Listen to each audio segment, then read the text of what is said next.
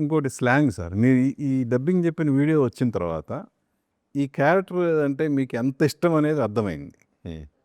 So, మీరు ఆ making అంటే మేక్ ఓవర్ అవ్వటానికి గానీ, మీరు ఎంత టైం తీసుకున్నారు? చాలా టైం తీసుకున్నా. షూటింగ్ చేసిన రోజులు తీసుకుంది.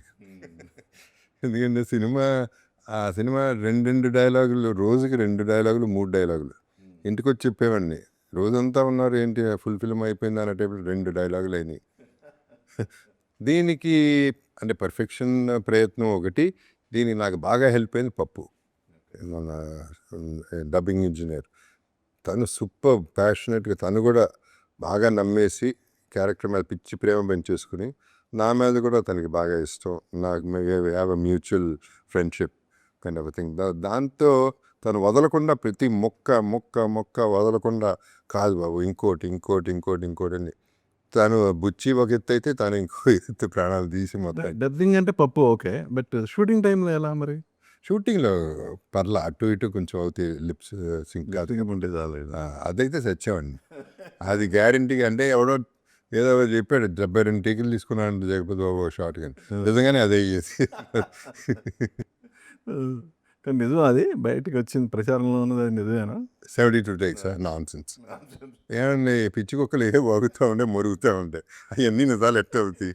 ఇప్పుడు 72 టేక్స్ అని అర్థం ఉంది అది అంట. అది కాదు కానీ మ్యాక్సిమం 3 టేక్స్ నా సైడ్ నుంచి, మేబీ 2 టేక్స్ ఏమన్నా అటు ఇటు ఉంటే 3rd టేక్ తప్ప. అసలు ఇప్పుడు క్లైమాక్స్ అయితే కంటిన్యూస్గా 3-4 minutes scene, one take okay. So అది, so that is not at all true. అసలు జగపతి బాబు ఇలాంటి రగ్గడ్ లుక్ కూడా పనికి వస్తాడు అన్నది, ఆ కాన్ఫిడెన్స్ మీలో మీకు ఎప్పుడు వచ్చింది? ఇండస్ట్రీకి ఎప్పుడు వచ్చింది? నాకు ఇమీడియట్గానే వచ్చింది. ఎందుకంటే ఏఐ పిక్చర్ చూసా, దగ్గరగా ఉంది. డెఫినెట్గా చేస్తే ఆదివాసం అంత వస్తుందా లేదనేది మాత్రం తెలియదు. అది వేసిన తర్వాత ఫుల్ కాన్ఫిడెన్స్ వచ్చేసింది. అండ్ అదే అంటున్నా, ఈ ఫేస్ని అలా చూపించవచ్చు అనే థాట్, అది that shock was quite a shock to me. And ఎప్పుడైతే ఇక్కడే ఇదే బిల్డింగ్లో చేసాము ఫస్ట్ లుక్, ఆ డ్రెస్ వేసుకుని వచ్చేటప్పుడు అందరు మొహం చూసి అర్థమైపోయి ఓకే పండేసింది అని. ఇక క్యారెక్టర్ దిగిపోవడం అక్కడే జరిగిపోయింది. దాదాపు షూటింగ్ చేసా, ఫోటోషూట్ అంటే షూటింగ్ చేసేస్తా ఉన్నాం. దాదాపు ఆ రేంజ్కి వెళ్ళిపోయింది. అంత ఎక్సైట్ అయిపోయారు అందరూ, భలే ఉందని. అండ్ ఐ కుడ్ ఇప్పుడు యాజ్ అన్ ఆర్టిస్ట్ అండి నాకు తెలిసిపోతుంది వెన్ ఐఎమ్ ఎంజాయింగ్ ఇట్ అని. ఇది నాకు సెట్ అయిపోయింది. నేను గెటప్ వెరీ పర్టికులర్. గెటప్ నాకు సెట్ అయితేనే నేను యాక్ట్ చేయగలను. అది సెట్ అవ్వకపోతే కొట్టేస్తా ఉంటుంది. లేదు సూట్ అవ్వట్లేదు అనేది ఉంటుంది నాకు.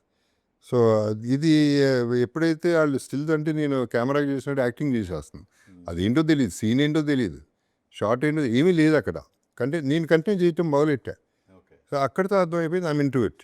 అప్పల్ సూరిలోకి వెళ్ళిపోయాను. నీకు జగపతి బాబు లేడు, Appal Suri. For 1 year 1.5 years Appal Suri అని ఫిక్స్ అయిపోయాను.